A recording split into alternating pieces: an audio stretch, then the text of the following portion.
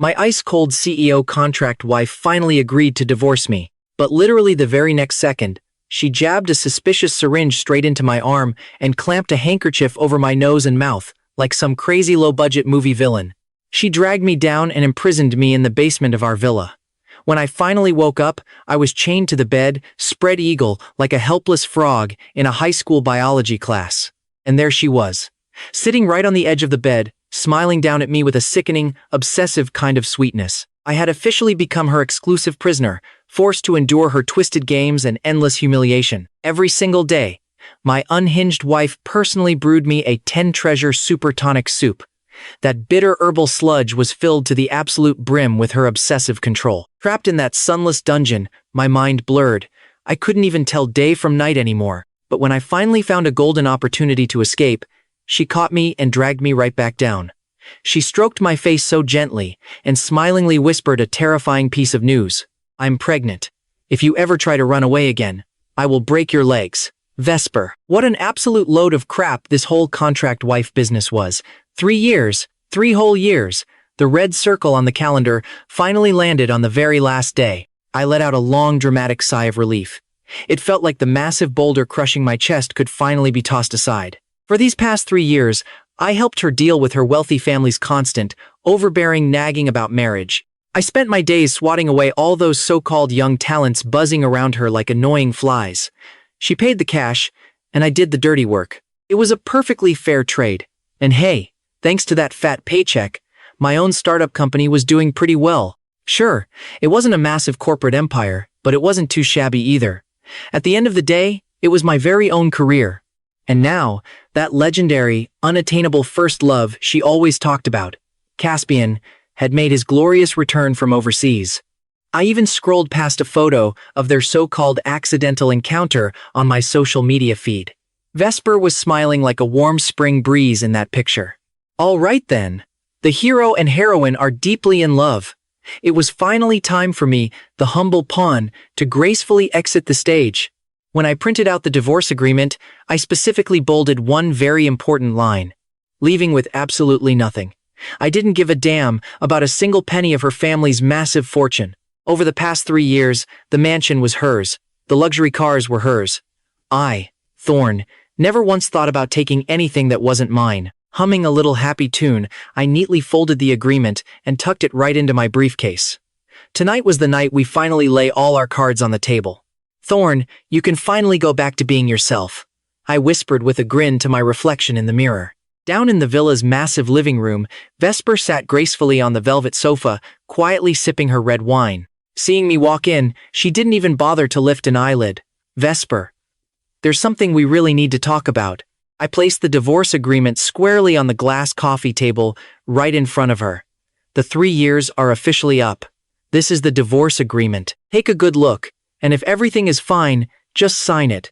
As for the assets, I don't want a single thing. I tried my absolute best to make my tone sound calm, maybe even with a tiny hint of that finally free cheerfulness.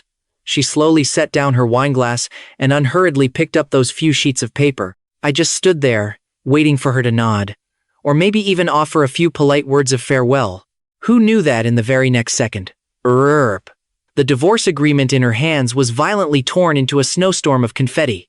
My pupils practically caused a minor earthquake in my eyes. Vespera, what is the meaning of this? I hadn't lost my cool like this in my entire life. My 3 years of legendary patience almost exploded right then and there. She slowly stood up, the corners of her mouth curling into a twisted smile I couldn't even comprehend. It was ice cold, yet carrying a few sickening hints of mockery. Thorne, I told you, when this ends is entirely up to me, that look in her eyes. Where the hell was the cold, distant CEO? I knew right then, her gaze was clearly laced with a touch of sheer, unhinged madness. It sent a freezing chill straight down my spine. It was written crystal clear in the contract. 3 years. Are you backing out now? My chest was heaving with furious anger. Did this crazy woman get water in her brain? Her precious first love is already back. Why the hell is she keeping me around as a giant third wheel for the holidays? I make the rules. She said it so casually, but her dark tone was undeniably absolute. I don't want a divorce anymore. I pointed a trembling finger at her. For a good long while, I couldn't even spit out a single word. I have never, ever seen anyone so ridiculously unreasonable. What kind of sick joke is this? Even when you kick a guy to the curb after wringing him dry, you don't do it like this. She was playing me for an absolute fool. My anger was bubbling and boiling over, but I also knew there was absolutely no reasoning with her in this unhinged state. Fine. You won't sign it. I let out a bitter, cold laugh. I am not staying in this crazy house for another second. After throwing that line in her face, I turned on my heel and marched straight upstairs to pack up my pathetic little pile of luggage. I naively thought that packing up and moving out would give her some space to cool her jets, and maybe put a little pressure on her. Looking back on it now, God, I was so incredibly naive, it physically hurts. Vespera just stood dead center in the living room, her eyes burning into my back as I headed upstairs in total silence. But that heavy stare? It felt like two icy meat hooks firmly dug into my flesh. The second I dragged my suitcase back downstairs, ready to slam the door and walk out forever, she spoke in an eerie, ghostly whisper, "Thorne, the outside world is very dangerous. You will regret this." Her voice wasn't loud, but it pierced my eardrums like an ice pick. I didn't even glance back. I walked out of the house I'd called home for 3 long years without turning my head, but deep down, a cold shiver ran down my spine. This woman was acting completely unhinged today. A dark, ominous feeling started spreading through my chest like thick fog, but at the time, I just brushed it off. I figured it was just another spoiled heiress throwing a massive, unreasonable tantrum. Still, the fact that Vespera flat out refused to sign those divorce papers was weighing on my chest like a massive cinder block. The more I thought about it, the more my blood boiled. After ditching the villa, I found a random, cheap hotel to crash at. Right as I was racking my brain on how to get through Vespera's incredibly thick skull, an unexpected guest started banging on my door. Caspian. How the heck did he know I lived here? Vespera must have told him. Well, he certainly dressed the part of a pretentious snob, rocking a custom-tailored suit. His hair was slicked back flawlessly, without a single strand out of place. The only catch was that his face was a sickly, pale shade. Thorne. He looked me up and down like I was a piece of chewed-up gum stuck to his shoe. I heard Vespera refuses to divorce you. The sheer superiority complex dripping from his voice was practically flooding the damn hallway. None of your damn business. I really wasn't in the mood to play nice. True, he chuckled. A pathetic, totally fake chuckle. After all, for a leech like you, who relies on a woman to eat, it's only normal that Vespera got tired of you and finally wants to toss you out. The veins in my temples were throbbing wildly. This absolute clown. He seriously came all the way here just to disgust me? But don't you worry, he continued. He took a step closer, lowering his voice while oozing pure arrogance. Vespera will return to my side very soon. We are a match made in heaven. As for you, if you know what's good for you, get the hell out of here. Stop being such a pathetic eyesore. 3 whole years of pent-up rage, combined with this idiot's blatant provocation, made me completely explode on the spot. I threw a beautifully savage punch right into his pretty boy face. Caspian probably never expected me to actually throw hands. He was completely stunned, stumbling backward several steps as his nose instantly started leaking bright red blood. You dare hit me? He covered his bleeding nose, looking like his entire fragile worldview had just shattered. So what if I hit you? I stepped up and delivered a brutal flying kick, slamming him so hard he literally folded right in half. He looked exactly like a curled-up cook shrimp. Coming to my face to show off? I've wanted to beat the living daylights out of this guy for ages. For 3 years, this so-called perfect golden boy Vespera kept rambling about made me feel like nothing but a worthless spare tire, and now this guy thought he could just run me over? I grabbed him roughly by the collar and hoisted him right up. Listen to me very clearly, young Master Caspian. The issue between me and Vespera is not that I won't leave. If you don't believe me, go ask her yourself. If you dare to chirp at me again, I swear I'll beat you up every single time I see you. I slapped his fancy, gold-rimmed glasses right off his smug face. Caspian was totally floored after just a few hits. The 2 beefy bodyguards he brought wanted to step in, but I glared at them so fiercely they completely froze. They didn't dare move a single muscle. This spoiled brat was clearly too used to a pampered life. All bark, 0 bite. In the end, he literally crawled and scrambled away, dropping a hilariously cliché villain line. You just wait. Oh, I'll be waiting, buddy. I thought that would be the end of it. But who knew? 2 days later, this absolute clown Caspian proved he hadn't learned his lesson at all. He actually hired a bunch of street thugs with dyed blonde hair and cheap, faded tattoos to corner me downstairs at my office building. "Are you the punk who hit our young master Caspian?" The lead blonde thug yelled arrogantly, aiming a heavy baseball bat right at my face. I actually laughed out loud. Seriously, is this it? This pathetic crowd wasn't even enough for a decent warm-up. In less time than it takes to boil an egg, every single one of those thugs was laying flat on the cold pavement, literally crying for their mommies. Caspian was hiding not too far away. Watching this brutally one-sided scene, his face turned the exact color of blank printer paper. I walked toward him, step by menacing step. He was so terrified he instantly turned to run. Too bad he was way too slow. I gave him another solid, highly educational beatdown. I hit him way harder this time around. He probably wouldn't be leaving his cozy little bed for a good 2 weeks. From that day on, whenever Caspian saw me, it was like a terrified mouse spotting a very angry cat. He would take the absolute longest detour possible. That look of absolute terror in his eyes? 100% genuine.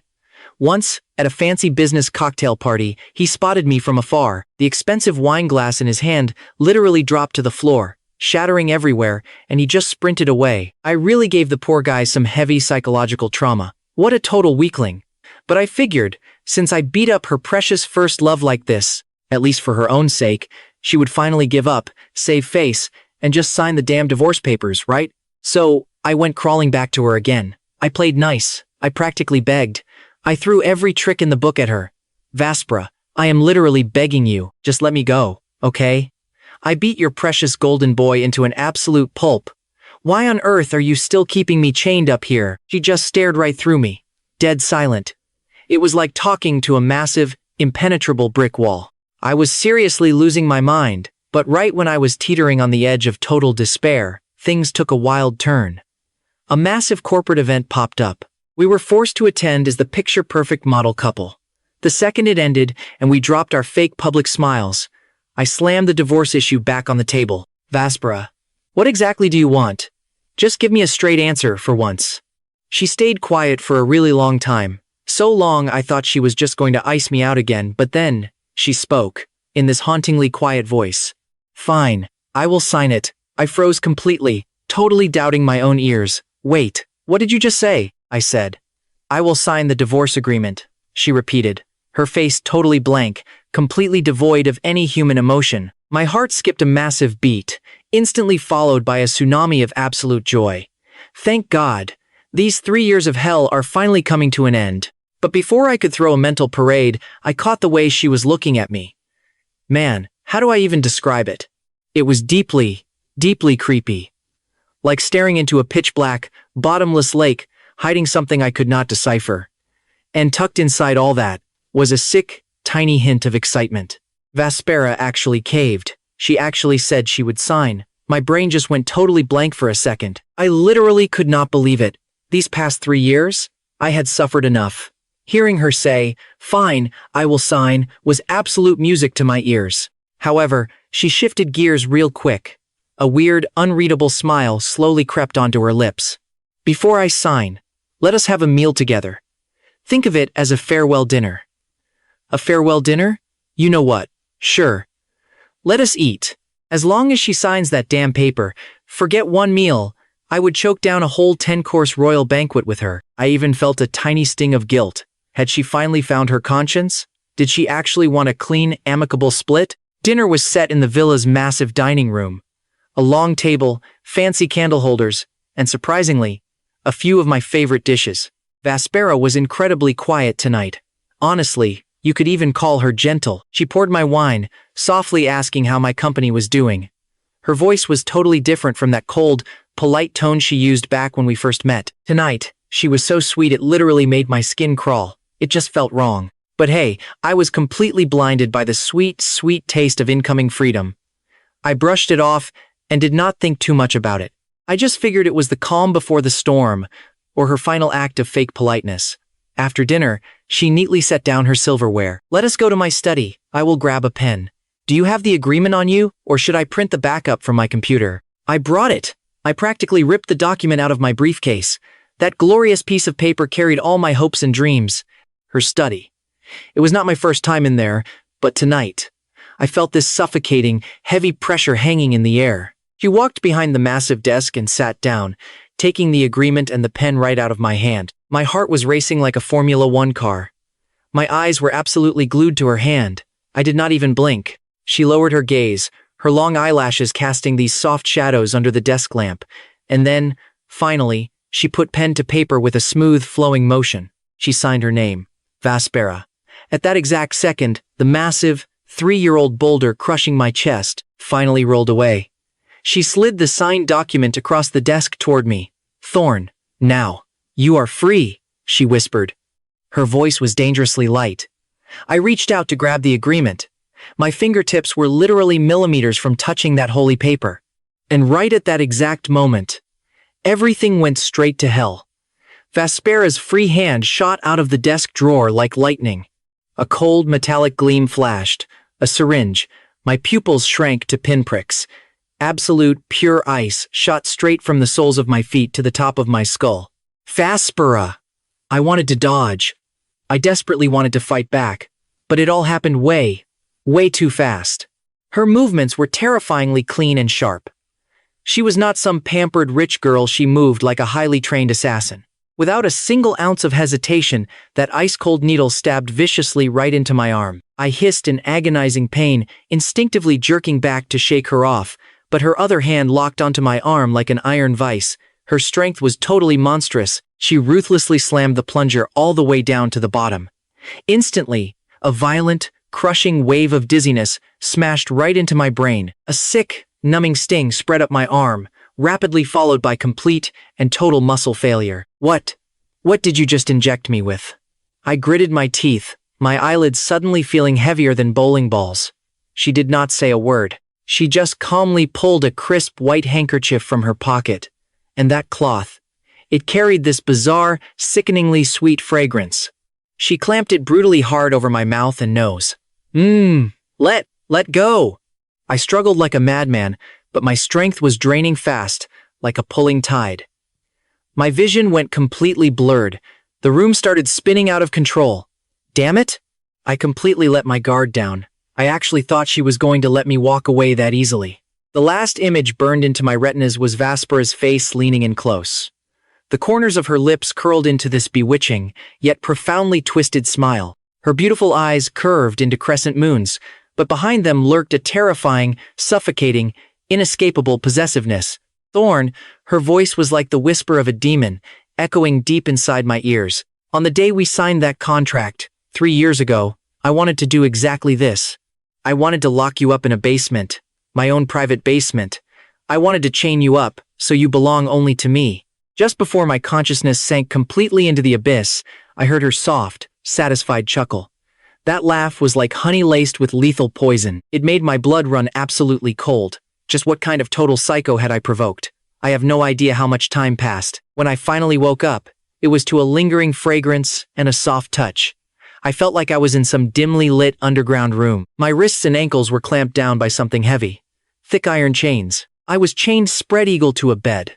And Vespera was right there beside me, wearing a slinky silk nightgown, her hair falling in a messy cascade over her shoulders.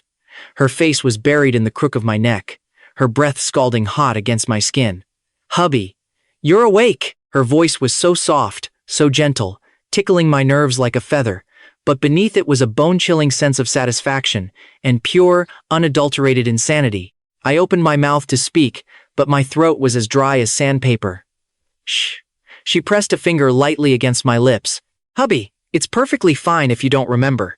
But wanting to leave me? That's a big no-no." She lifted her head, those stunning eyes gleaming with a totally eerie light in the dim room. "We still have so many things to do together, like having a baby, or discussing a multi-million-dollar business deal."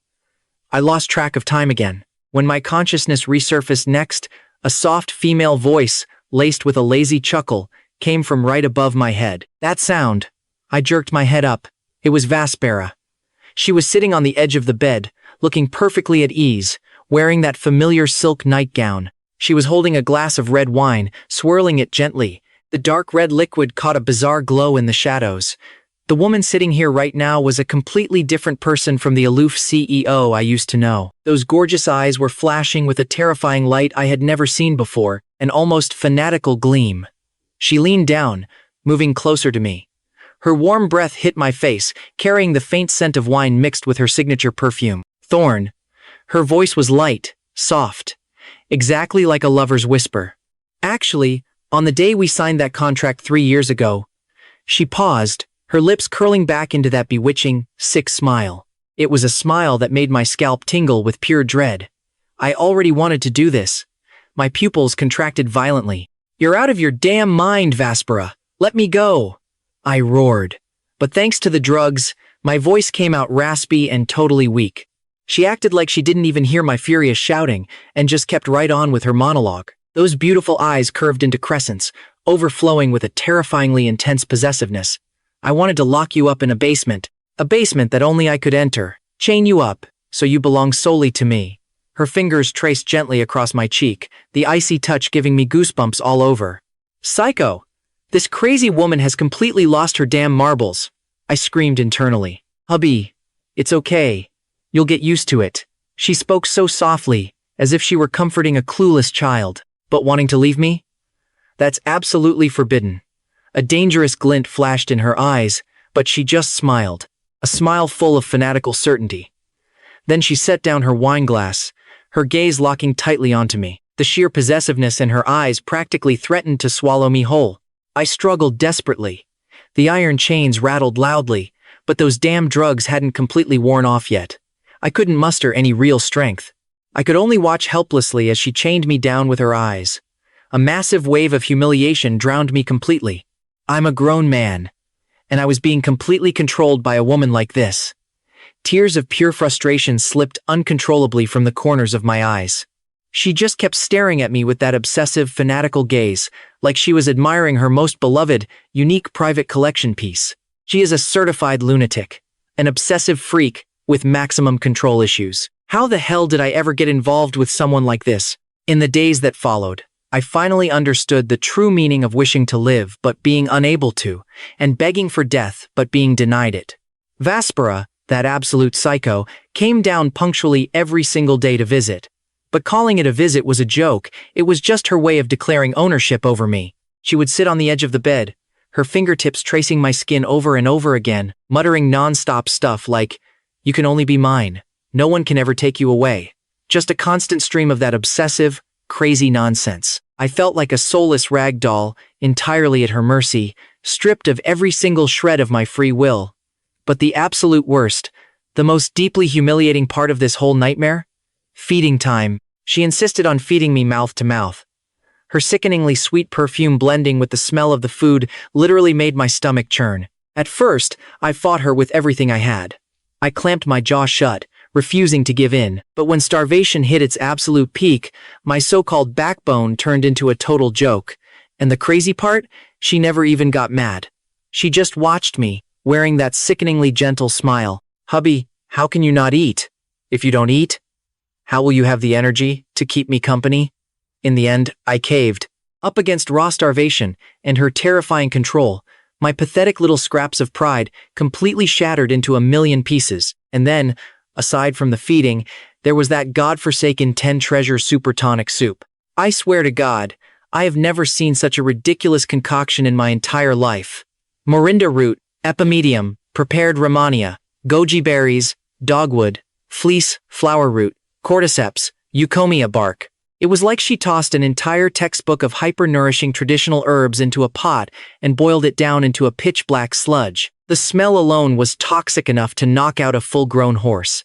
"Hubby, I brewed this with my own 2 hands, just for you. It's super nourishing."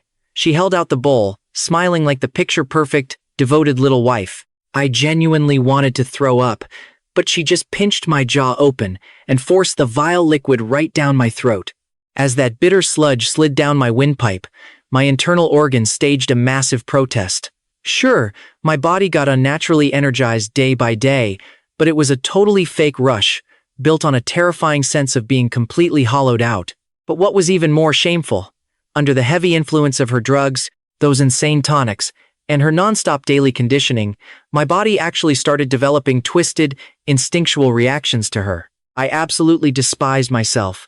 The mental torture was like a blunt knife slowly hacking away at my sanity, cutting deeper with every passing day of this twisted togetherness and endless torment. Every now and then, Vespera would act like a completely normal girlfriend, gently hugging me and resting her head on my chest. "Thorne, you smell so incredibly good. You are mine. Only mine. You know that, right? Don't you ever leave me." Her voice was unbelievably light and soft, almost like a feather, but her words carried this terrifying, absolute authority that sent freezing shivers straight down my spine. I tried so hard to fight back, using every single ounce of my strength to pull at those damn iron chains. Clatter, clank. The metallic noise was deafening in that dead-silent basement. And the result? Aside from rubbing my wrists and ankles completely raw and bloody, it did absolutely jack squat. Catching sight of the fresh bruises on my skin, Vespera's eyes would instantly darken into something terrifying. "Hubby, you're being so naughty." And just like that, the punishments and the control would dangerously escalate. She would restrict my movements even further, sometimes extending the drug-induced paralysis for hours on end. So, little by little, I had to give up on those pointless, desperate struggles. I forced myself to calm down. I started secretly watching her, memorizing every inch of this god-awful basement, just waiting for an opening, just one tiny sliver of a chance to make my grand escape. Then, one day, she seemed to be in a strangely fantastic mood. After we were together, she actually reached over and unlocked the heavy chain on my right hand. "Hubby, you can feed yourself today." She placed the bowl of rice on the nightstand and just sat back to watch me. That sudden, tiny taste of freedom made my heart pound against my ribs like crazy. Real hope sparked like a match in my chest. Moving slowly with my one free hand, I clumsily grabbed the chopsticks and scooped up a bite. It tasted absolutely incredible. Just that long-lost feeling of feeding myself with my own two hands. But unfortunately, that fleeting hope was incredibly short-lived. By the very next meal, she smiled and locked my wrist right back up. "Let me feed you after all, hubby. I think I prefer it this way." That tiny, desperate flame of hope was instantly drowned by a bucket of freezing ice water. Day after agonizing day, this sunless basement became my permanent cage. And Vespera? She was the beautiful, maniacal warden holding all the keys to my life. But today felt a little different.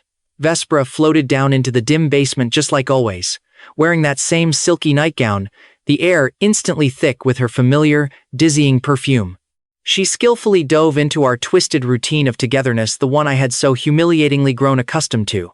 Except, her movements seemed way more frantic and urgent than usual. The crazy fanaticism in her eyes was burning hotter than ever, but what really creeped me out was her expression. This wasn't just some simple, twisted satisfaction anymore. It was this extremely bizarre, unhinged look. Her eyes were completely glazed over, like she was drowning in some kind of ultimate, obsessive fantasy. Right when her heavy gaze felt like it was going to literally suffocate me, she suddenly leaned down, pressing her burning hot lips right against my ear. Her voice trembled slightly as she mumbled, "Thorne, did you know? It's totally fine if you don't remember. But 3 years ago, I had already decided it absolutely had to be you." 3 years ago, those 3 words struck my brain like a lightning bolt, blasting straight through the chaos of my drugged mind. 3 years ago. Wait, wasn't that back when we signed that utterly ridiculous contract? Back then, she used to look at me like I was just some cheap product up for sale, her eyes always filled with this freezing, calculated scrutiny. How on earth could she possibly, those fists you swung? "Just for me," she kept whispering, her voice thick and heavy, with a sickeningly dark obsession. "Beating those pathetic guys who tried to bully me into an absolute pulp, Thorne. That was the exact kind of man I craved."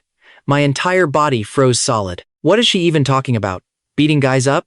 Caspian? What the hell is he to her?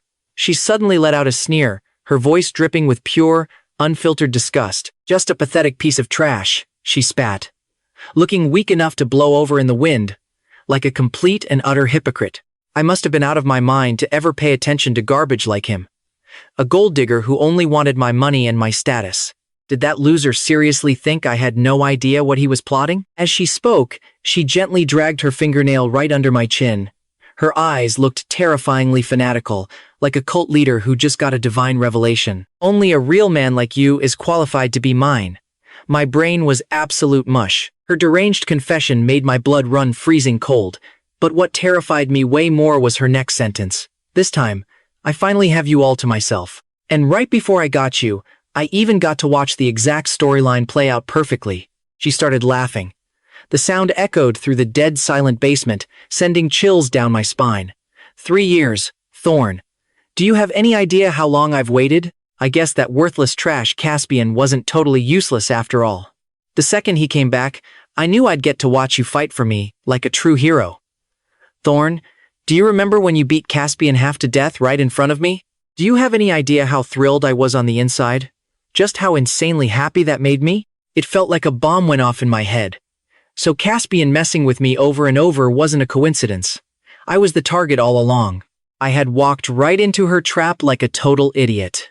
She was the mastermind director pulling all the strings, and I was just the pathetic male lead in her twisted script, forced to play out the hero saving the damsel in distress.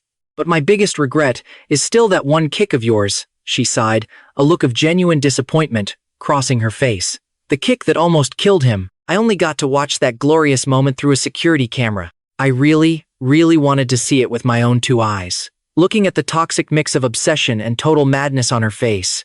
A vicious chill shot straight up my spine.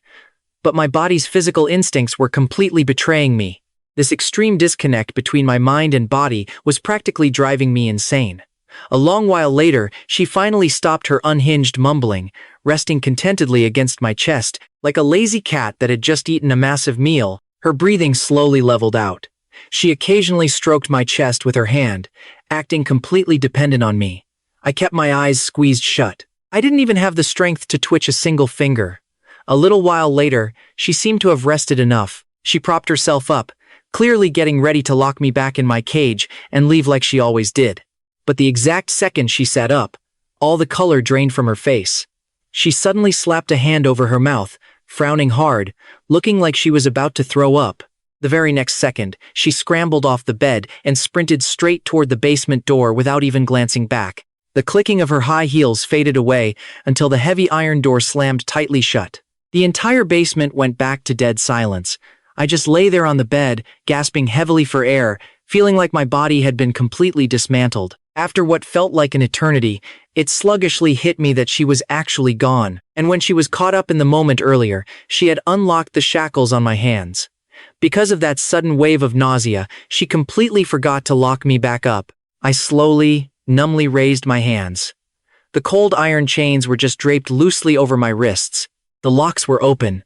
She forgot. She actually forgot to chain me back up. A jolt of electricity shot straight from my spine to my brain. A chance. This was my one and only chance, but I didn't dare move a muscle. I listened intently for any noise outside, terrified she might pull a sudden U-turn and come right back. Tick, tock. Minutes went by. Nothing. Absolute, utter silence. I fought through the intense soreness and exhaustion in my body, forcing myself to rest just enough to recover some stamina. Every single second felt like pure torture.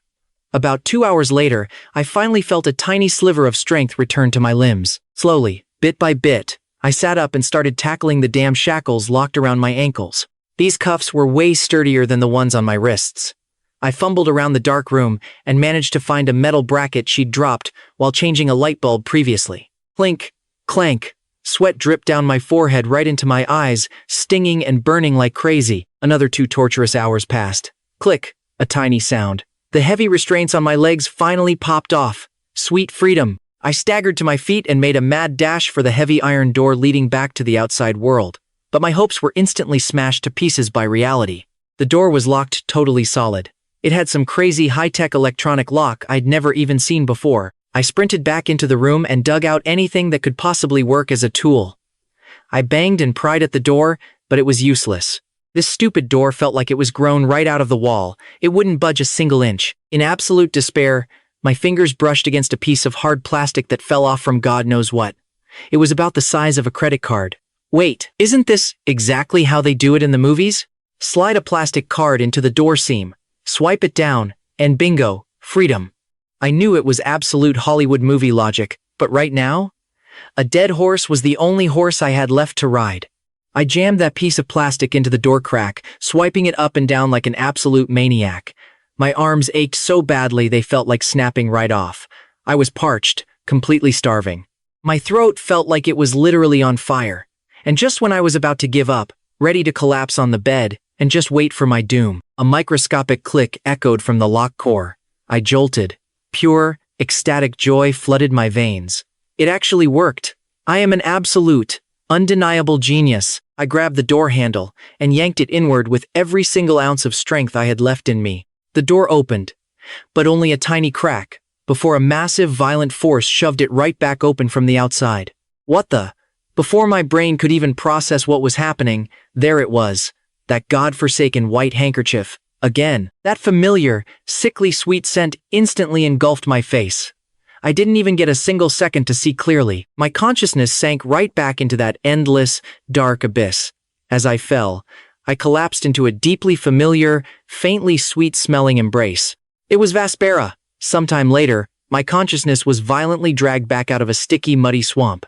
In the pitch-black darkness, that familiar, scalp-tingling sweet fragrance drilled straight into my nostrils once more. Even before I opened my eyes, I knew something was terribly, terribly wrong. The dead weight on my limbs was at least double what it was before. I snapped my eyes wide open. In the dim, shadowy light, the very first things I saw locked around my wrists and ankles were cold, gleaming metal cuffs. These iron chains were a whole size thicker than before, covered in fresh, shiny scratch marks, wrapping around me like two massive black vipers. And Vespera. She was lying right on top of me like a lazy cat. Her head rested heavily on my chest, her cold fingers gently tracing the lines of my face. Seeing me finally awake, she slowly lifted her head. Those beautiful, hollow eyes carried that familiar, dangerously unhinged glint of a smile. "Hubby, you were being such a bad boy." Her voice was light, incredibly soft, but it stabbed straight into my ears like a jagged icicle. Still thinking about sneaking away? Her fingertips brushed softly across my lips, feeling absolutely icy cold. Is a great beauty like me not enough to keep you around? What is so great about the outside world anyway? You have to remember, the outside world is very dangerous. She leaned in even closer, her warm breath hitting my face as she carefully enunciated every single word. Only I am truly the best for you. I clamped my jaw shut, my chest heaving violently, but I couldn't spit out a single damn word. The sheer humiliation of failure, mixed with a deeper, much darker despair, drowned me like a suffocating tidal wave. But she seemed extremely satisfied with my reaction. The twisted smile on her lips deepened. "You will just stay right here and keep me and the baby company." The baby? Those two tiny words acted like a massive landmine, detonating spectacularly right inside my brain. I stiffened completely, staring at her dead on. Praying to God I must have heard her wrong. "What did you just say? A baby?"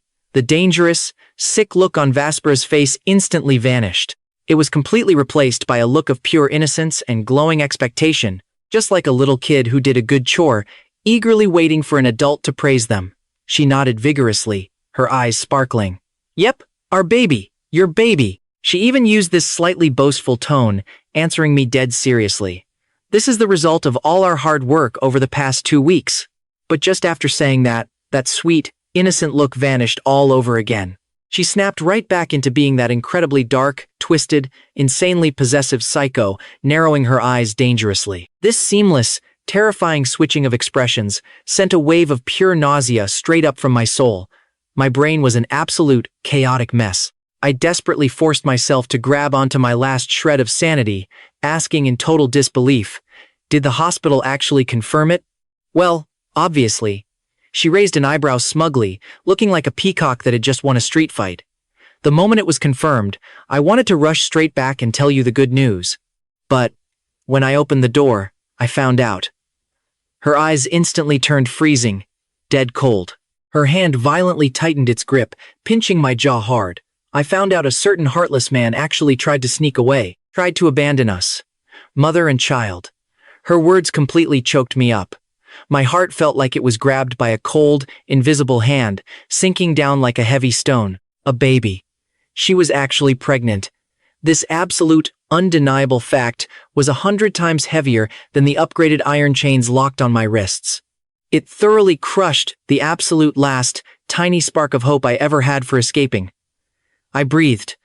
I slowly, forcefully commanded myself to calm down, because now that a kid was involved, trying to get away would be harder than climbing a literal staircase to heaven. I squeezed my eyes shut, completely refusing to look at her beautiful, totally deranged face. My brain started spinning furiously, like a chaotic, tangled ball of yarn. The crazy things Vespera had said earlier started playing on repeat in my mind. 3 years ago, she had already decided it had to be me. 3 years ago, I beat someone up for her. After a long time pondering, a fuzzy, distant memory I had tossed into the deepest corner of my mind gradually began to surface. Right after graduating from college, I had majored in finance. No background, no big connections. For a guy like me, graduation essentially meant instant unemployment. My slightly above-average diploma was worth absolutely jack in the real world. Just to put food on the table, I had to pick up a part-time gig pouring drinks. 3 years ago. Wasn't that right after I graduated? Back when I was so incredibly broke, I literally jingled when I walked. I desperately rummaged through the garbage dump of my memories, praying to dig up any kind of clue. And finally, a scene I had deliberately chosen to block out, embarrassing, yet incredibly hot-blooded, was violently dragged out from the dusty, forgotten corners of my brain. Back then, I was fresh out of college, a finance major with zero backing, zero connections, and zero luck. The saying graduation equals unemployment was definitely not a joke. To keep myself from starving, I took a part-time job waiting tables at a sketchy, packed bar. That night, the club was its usual loud, chaotic mess. I was navigating through the sweaty crowd with a tray in hand, and then I saw it. Tucked away in a dark corner booth, 6 or 7 punks with neon-dyed hair were surrounding this helpless girl. They were spitting absolute, vulgar trash, their hands wandering exactly where they shouldn't be. She was obviously hammered. Her cheeks were flushed red, her eyes were completely unfocused, and her limp body could only manage weak, helpless pushes against them. Seeing that, my brain just completely short-circuited. As a fresh college grad just entering the real world, I was still a hot-blooded, reckless idiot. How the hell could I just stand by and watch that happen? I slammed my drink tray down, charged over without a second thought, and yanked the girl behind me to shield her. What the hell do you creeps think you're doing? Bullying a drunk girl? Is that what makes you tough guys? The thugs were stunned for a split second. Then, they cracked these sick, sinister smiles and completely surrounded me. What followed was an absolute bloodbath of a brawl. They had the numbers, so I took several heavy hits right off the bat. My mouth instantly tasted like burning copper, but I absolutely refused to back down. I figured, if I was going to play the hero, I couldn't just get beaten to death halfway through the rescue mission, right? That would be way too damn embarrassing. A dark fire ignited in my chest, and my adrenaline spiked straight through the roof. I saw red. I completely abandoned all defense, just trading blow for blow, fighting them off like an absolute mad dog. You punch me once? I'll gladly take the hit just so I can kick your teeth in. That reckless, I don't care if I die ferocity actually managed to terrify them. In the end, those worthless punks cursed at me and ran for the hills. But honestly, I wasn't looking much better myself. My face was painted with nasty bruises, black and blue all over, and my cheap uniform was completely torn to shreds. I instinctively turned my face away. I didn't want the girl behind me to see my pathetic state. I wanted to just do a good deed and vanish into the night without leaving a name. Well, mostly because my current look was just way too humiliating. I didn't even dare turn my head to glance at her. I just limped out of there as fast as my battered legs could carry me. The result was super predictable. I was fired from the bar that very same day, instantly unemployed once again. About 2 weeks later, I received a completely baffling phone call. And then I ended up signing that godforsaken marriage contract with Vespera. Thinking up to this point, a cold shiver ran through my entire body. The timeline, the location, the exact cause and effect. All the crazy clues connected perfectly at this exact moment. It wasn't a lucky coincidence at all. From the very absolute beginning, she had her twisted sights locked entirely on me. I snapped my eyes open, staring intently at Vespera, who was still peacefully resting on my chest. My voice came out incredibly shaky, completely shattered by the extreme shock. That girl at the bar. Don't tell me. That was you. Vespera slowly lifted her head. Those gorgeous eyes flashed with the dark delight of a predator whose master plan had finally succeeded. The corners of her mouth curled into a sick, wildly satisfied grin. "Hubby, looks like you finally remembered." Her slender finger lightly tapped against my lips, her tone carrying a dark, bone-chilling sense of amusement. "But now that you remember, it means you really can never escape." My heart sank like a heavy stone. Escape? How the hell am I supposed to escape now? Going hard against her? Yeah, I already tried that. The grand prize was getting upgraded to heavy-duty metal chains. This psycho was capable of pulling off a literal kidnapping and drugging without even blinking. I had zero doubts that if I pissed her off one more time, she would literally snap both my legs in half. Not to mention, there's a kid in the picture now. And honestly, regardless of whether that baby is actually mine or not, with her current level of insane, terrifying obsession, she would use this baby as the ultimate padlock to chain me down forever. If the kid really is mine, legally, emotionally, we will absolutely never be able to sever ties in this lifetime. I had to stay cool. Playing hardball was a total bust, so I had to play it soft. A real man knows when to bow down and when to stand tall. Save my own skin first. Plan the grand escape later. I took a deep breath and closed my eyes. When I opened them again, I had forcibly swallowed all the shock and burning rage in my eyes. I squeezed out a smile that looked somewhat helpless, completely accepting of my doomed fate, trying my absolute best to make my tone sound relaxed. If I can't escape, then I just won't. I looked at her, shrugging, with a masterclass display of fake ease. "I'm a man. I did the deed, so I'll take full responsibility. I'll stay here, and keep you and the baby company." I honestly wasn't planning on running anyway. Vespera narrowed her eyes like a predatory cat, analyzing its trapped prey, her beautiful eyes brimming with heavy suspicion. She leaned in uncomfortably close, carefully inspecting every inch of my face, as if trying to find even a microscopic trace of a lie. "I still don't entirely believe you," she whispered. Her icy fingertips traced my Adam's apple, sending a fresh wave of goosebumps down my arms. "But you had better be telling the truth." Her voice suddenly dropped to freezing, packing a raw, terrifying threat. "Otherwise, next time, I'll snap both your legs so you can stay right here with me forever." My heart violently clenched, but I kept my face locked in a mask of total surrender. She seemed pretty satisfied with my submissive act. The second she dropped that death threat, her murderous aura vanished into thin air. She flopped right back onto my chest like a harmless little kitten, burying her face in the crook of my neck, whispering softly, "You know I love you the absolute most. I don't want to hurt you either, but you give me no choice. Why did you have to be so disobedient? Why did you run away? Who told you to try and abandon us?" Her voice grew softer and softer, taking on a raspy, sleepy edge. And just like that, mid-mumble, her breathing slowed down and evened out. She actually fell fast asleep right there in my arms. I lay there stiff as a board, too terrified to move a single muscle, feeling her warm breath, smelling her familiar, lingering perfume. Yet, despite the closeness, my mind was sharp, cold, and entirely clear. Eventually, sheer exhaustion dragged me to sleep. The next morning, I woke up to dead silence. My arms were completely empty. Vespera was already gone. I instinctively shifted my wrists, bracing for the familiar clank of iron chains, but heard absolutely nothing. I shot straight up in bed.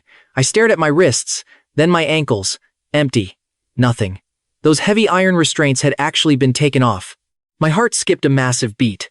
A chaotic mix of wild joy and soul-crushing anxiety flooded my entire system. This was totally a test. My heart hammering out of my chest, I stepped barefoot onto the cold floor. For the very first time in over half a month, I was standing on my own 2 feet in the dungeon that had been my hell.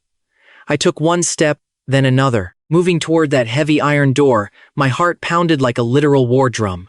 I reached out and gave it a very gentle push. Unbelievably, it swung open. Right outside the door was a staircase leading straight up. I crept up the stairs, pushed open a second door at the top, and froze.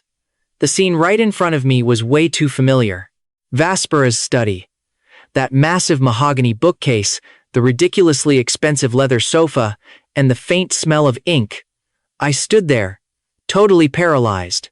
This secret room, the actual hellhole that had kept me chained up, was hidden right behind the bookcase in her home office all along. I lived in this house for 3 whole years. I've been inside this study countless times, yet I never had a clue this nightmare room was right here. Exactly when did she build this thing? Just the thought of it sent terrifying chills straight down my spine. Right at that exact second, The study door was pulled wide open from the outside. In walked Vespera, wearing cozy loungewear with a sweet, gentle smile on her face. She looked exactly like the most perfectly normal wife in the world. She casually strolled over and grabbed my hand, her body heat transferring to my skin. Yet, deep down, I couldn't feel a single trace of real warmth. Hungry? Let's go grab some food. And just like that, I started learning how to play the role of the 24-karat flawless husband. I did it for the sake of that little life growing in her belly, which I honestly still didn't know was a beautiful bond or my absolute doom. Plus, for the sake of keeping my 2 legs firmly attached to my body, I handed most of my company's affairs over to a trusted VP and magically morphed into a full-time stay-at-home dad. Once Vespera got pregnant, her cravings turned completely bizarre and ridiculously picky. Today, she only wants sour food. Tomorrow, she demands face-melting spicy. I cooked for her every single day, constantly switching up the menu, obsessively scouring the internet for the best maternity recipes, special broths to protect the baby, and meals to boost brain development.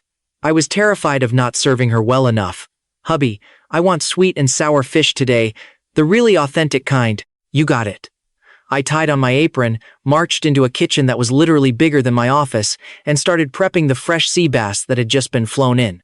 She sat at the head of the dining table, resting her chin in her hands, watching my busy back with a bright, adoring smile. The look in her eyes was incredibly soft, as if I were truly her deeply beloved husband, and not a captive freshly let out of her basement. Throughout her entire first trimester, her morning sickness was absolutely brutal.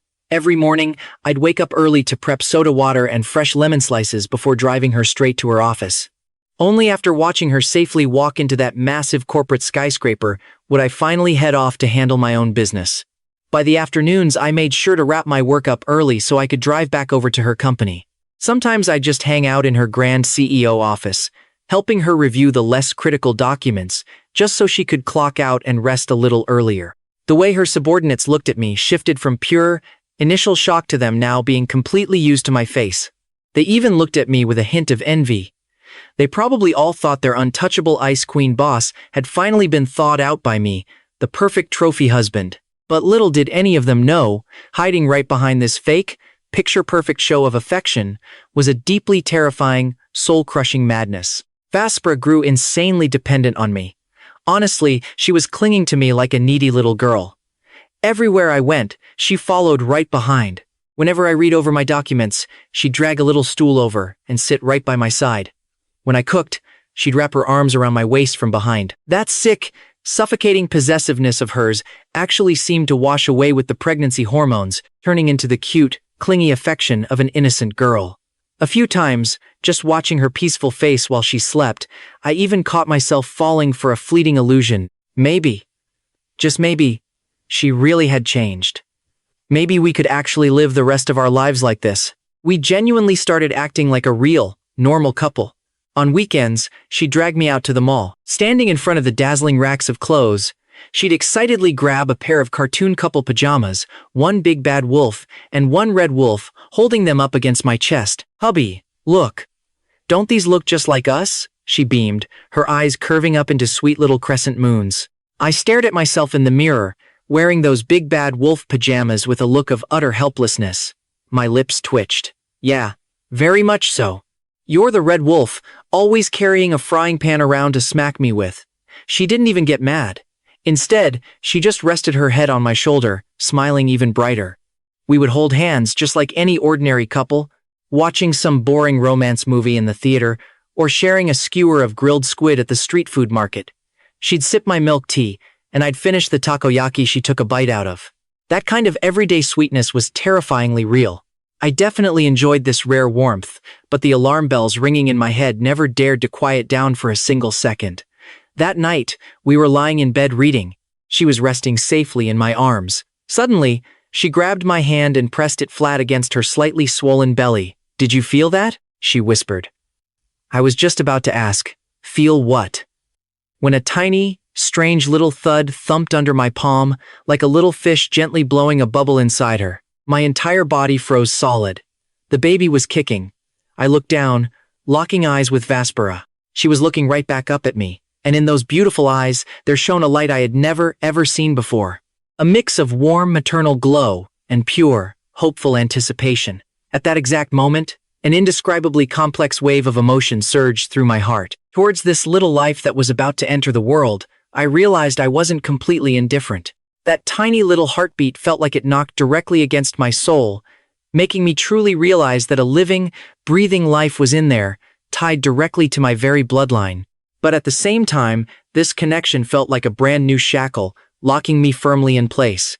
Days passed in this peaceful yet totally bizarre atmosphere, until one day a business partner visited my company. Their representative was a very sharp, highly capable career woman. After we finished wrapping up our business in the conference room, we stood chatting a bit more out in the hallway. She smiled brightly and handed me her business card, saying we should definitely stay in touch and communicate more in the future. I only took it out of basic, professional politeness, but the second I turned my head, I saw Vespera standing just a few feet away. God only knows when she got there. She just stood there quietly, still wearing her usual sweet smile, but her eyes were staring dead straight at the business card in my hand, with absolutely zero warmth. The air around us felt like it instantly froze solid. The female representative definitely noticed the creepy vibe too. She smiled awkwardly, muttered a quick excuse, and hurried away as fast as she could. Only then did Vespera finally start walking, slowly making her way over to me. She stopped right in front of my face. She didn't explode in a fit of anger. She didn't even interrogate me. She just extended her slender fingers and gently plucked the business card right out of my hand. Then, with the most elegant posture imaginable, she slowly ripped that business card piece by piece into the absolute tiniest of shreds. Tilting her head up, she leaned right next to my ear, and in a voice only the two of us could hear, she whispered like a sweet, devoted lover, "Hubby, have you been a little too well-behaved lately?" It almost made me forget. The dark room at home is actually quite spacious. Ever since that terrifying business card incident, Vespera's line, "The dark room is actually quite spacious," acted like a demonic chant circling in my ears for days. So, I behaved. I behaved better than I ever had in my entire miserable life, and she seemed extremely satisfied with my good boy behavior. She never brought the incident up again. Time completely flew by in this eerie, unsettling calmness. It went by so fast that Vespera's belly blew up like a balloon, and her due date arrived in the literal blink of an eye. Now, at the hospital, right outside the delivery room, I was pacing the hallway like a headless fly. The glowing red light flashing above the operating room doors looked just like a furious monster's eye, making my heart race with sheer panic. My feelings were a total mixed bag. I felt deep anticipation for the little life about to enter the world. I felt sick with worry for the crazy woman inside that delivery room, and mostly, a total overwhelming confusion about my own future. Suddenly, the delivery room door pushed open. A nurse walked out. I sprinted over to her like a shot, my throat completely tight and dry. "Doctor, how is my wife?" The nurse pulled down her surgical mask, revealing a tired but relieved smile. "Congratulations. The mother and your daughters are all perfectly safe." Those few words felt like a warm rush of current, instantly washing away all my crippling anxiety and panic. I let out a massive, shuddering sigh of relief. My knees literally felt like jelly. When I took that tiny, wrinkled little baby girl from the nurse's arms, my heart felt like it had been hit by a 10-ton truck. She was incredibly small. Her eyes were squeezed tight, and her tiny mouth was subconsciously smacking together. I gave her the nickname, Pixie. Looking down at her, all my frantic survival calculations, my heavy defensiveness, and my deepest fears just melted away in that exact second. It was a feeling I had never, ever experienced before. A true connection of blood, the most primal emotional trigger a guy could have. During the first month of Vespera's postpartum recovery, I fully transformed into a total superdad. I was changing diapers, mixing formula, and gently coaxing our baby to sleep, going from clumsy, sweaty panic at the beginning to absolute mastery later on. I was so crazy busy that my feet barely even touched the ground. Most of the time, Vespera would just lean against the headboard, quietly watching me hustle around for our little girl. That terrifying madness and intense possessiveness in her eyes had actually faded a lot. It was replaced by this weird kind of gentleness and pure satisfaction I had never seen from her before. Honestly, that look gave me the crazy illusion several times that we really were just the most ordinary, loving couple in the world. After Pixie turned 1 month old, Vespera took me and our daughter back to her parents' house. Her parents obviously already knew I existed. Their attitude toward me wasn't bad before, but now that they had a beautiful granddaughter, they were so overwhelmingly enthusiastic, I could barely even handle it. At my in-laws' place, I pushed the whole perfect son-in-law act to the absolute max. I volunteered in the kitchen to be my mother-in-law's personal sous chef. I played chess with my father-in-law on the balcony, chatting casually about the news, making the old couple beam from ear to ear. I'm telling you, folks, these are pure survival skills. Skills I had meticulously honed to perfection over the last few terrifying years. After dinner, my father-in-law called me into the study. He patted my shoulder and said with deep meaning, "Little Thorne, Vespera has been totally spoiled by us since she was little. Her temper might be a little bit weird. Please, just bear with her in the future." My mother-in-law chimed in from the side, "Yes, yes, if she does anything wrong, please just be a bit more tolerant." I listened quietly. A picture-perfect smile was plastered right across my face, while internally, I was laughing coldly. Weird? That is the understatement of the century, pal. Your daughter is completely, obsessively deranged. She's the kind of crazy that locks people in basements with heavy iron chains. But out loud, I spoke with maximum, Oscar-worthy sincerity. Dad, Mom, please, don't worry. Vespera's temper matches mine perfectly. We are basically a match made in absolute heaven. After returning from the in-laws, I fully devolved into a total shameless girl. My heart literally melted. That evening, I was gently cradling my baby girl in my arms. I had just planted a soft kiss on her chubby pink cheek when my wife, Vespera, suddenly wrapped her arms around me from behind. She rested her chin on my shoulder, her voice dripping with this playful, fake jealousy. "You only have eyes for our daughter now. You never even spend time with me anymore." I let out a soft chuckle, turned around, and pulled both her and little Pixie right into my embrace. How could I? "You two ladies are the absolute apples of my eye." She rubbed against my chest like a contented cat, gazing up at me, those beautiful eyes of hers curving into happy little crescent moons. She stared deeply into my soul, her gaze filled with that familiar, warming gentleness. But the words that slipped out of her mouth next, they made my heart violently skip a beat. "Hubby, seeing just how much you adore Pixie now, I really want to give you a surprise too. A surprise I know you will absolutely love." Honestly, ever since my daughter came into this world, my entire life had been happily reduced to baby formula, dirty diapers, and her sweet, babbling laughter. Holding her felt exactly like holding the most fragile, precious treasure on earth. I was willingly sinking deep into the beautiful abyss of fatherhood, totally ready to be a full-blown slave to my little girl. Fast forward to today.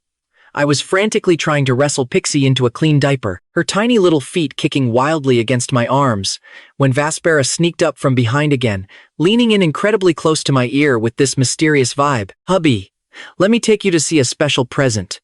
Her warm breath tickled my neck, carrying a hint of this sticky, intoxicating sweetness. I didn't even look back, my eyes glued to the diaper situation. "I'm super busy right now, babe. No time." But she whispered back, "Oh, you will definitely love this present. It will absolutely let you vent all your built-up anger." She wasn't taking no for an answer, wrapping her arms tight around my waist and turning on the irresistible charm. "Plus, I really like it, too. Come with me, please?" She rubbed her soft face against my back, acting exactly like a super clingy, needy cat. I knew my wife. Once she set her mind on something, I had zero chance of saying no to her relentless, sweet begging. With a heavy sigh, I finally caved. Soon enough, I was sitting in the passenger seat, buckled up securely while holding my baby girl. Pixie was already fast asleep, breathing softly in my arms. Vespera started the engine in a weirdly fantastic mood, even humming a cheerful little tune as the busy city streets blurred past the car window. I looked down at my daughter's peaceful, sleeping face. But for some reason, an unspeakable, eerie sense of dread started bubbling up in my chest. A boxing gym. Of all the places, my sweet wife brought me to a gritty gym absolutely reeking of stale sweat and raw testosterone. The second we walked in, that intense, harsh smell of worn leather and cheap disinfectant punched me right in the face. Just a few feet away, the heavy, rhythmic thudding of fists slamming into sandbags mixed with the hoarse, aggressive screaming of the coaches. Vespera dragged me inside like she owned the damn place, coming to a dead stop right in front of a private boxing ring. And standing right there in the center of the mat was a face I knew all too well, Caspian. He was geared up in boxing shorts, a tank top, and heavy red gloves, but let me tell you, he didn't look like some fierce underground fighter. He looked more like a terrified little rabbit caught in the headlights. The second his eyes locked onto mine, his knees literally started knocking together. It was this deep, bone-chilling terror that he couldn't hide, no matter how hard he tried. "Looks familiar, right?" Vespera purred as she took our sleeping baby, Pixie, from my arms. Her smile was blindingly bright and completely, utterly twisted. She gently bounced our daughter and pointed at Caspian with her chin, her voice so horribly casual it felt like absolute cruelty. "Look, honey, you get to beat him up again. Just remember to hit him really, really hard. I paid a massive premium just to hire him as your personal sparring partner. So, what do you think? Surprised? Are you surprised?" A freezing wave of dread shot straight from the soles of my feet all the way to the top of my skull. I stared at her, and then back at Caspian, who was shaking like a leaf up there in the ring. I couldn't even form a single word. Basically, my recent streak of good behavior had bored her to tears, and now my psycho wife wanted a front row seat to an action movie where I brutally beat someone to a pulp. After Vespera impatiently rushed me a few more times, I just sighed, resigned to my twisted fate, and stripped off my jacket. The gym staff quickly handed me a pair of heavy black boxing gloves. I slowly strapped them on and climbed through the ropes. Right across from me, Caspian watched me step up, and every single drop of color drained from his face. His eyes were completely wide with pure, desperate terror, like he was staring down a starving beast that was about to rip him limb from limb. Honestly, I didn't even bother getting into a proper fighting stance. I just tossed out a casual swing, my fist cutting through the air with a soft breeze. I barely put an ounce of actual strength behind it, but Caspian looked like his soul had just been violently evicted from his body. He threw up his arms in a weak, symbolic block, took the softest tap to the cheek, and then tipped straight backward like a stiff wooden board. The guy literally passed out cold on contact. The boxing coach standing ringside was just standing there, utterly dumbfounded. Meanwhile, I stood frozen in the ring, staring down at Vespera, who was hugging our daughter and eating up the whole show with pure, deranged joy. The entire situation felt so incredibly absurd. It was just straight up pathetic. She gently rocked baby Pixie, watching this ridiculous farce play out, while using the softest, most angelic motherly voice to give our swaddled newborn some deeply messed up life lessons. "Pixie, baby, you have to remember this, okay? You need to grow up to be a very strong, very tough girl." She paused for a second, her dark eyes slowly drifting up to meet mine, the corners of her lips curling upward into that all-too-familiar, psychotic little smirk. "You can't be super clingy with daddy like mommy is, okay? Because if you ever dare to do that, mommy is going to get very, very jealous." She leaned in, lowering her head to practically whisper right into our tiny daughter's ear.